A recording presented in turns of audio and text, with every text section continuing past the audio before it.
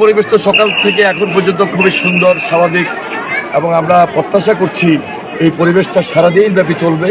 এটা আমাদের জনপ্রত্যাশা, জনগণের দাবি। দীর্ঘদিনের অনেকভাবে আমরা উপেক্ষিত ছিলাম, বঞ্চিত ছিলাম। আমরা অনেক ত্যাগের বিনিময়ে নির্বাচন পেয়েছি। ইনশাল্লাহ ভালো হবে। এখন পর্যন্ত কোনো অভিযোগ দেওয়ার মতো কোনো কিছুই নেই। 100%। 17 বছর বাংলাদেশে গণতান্ত্রিক প্রক্রিয়ায় কোনো ভোট হয়নি।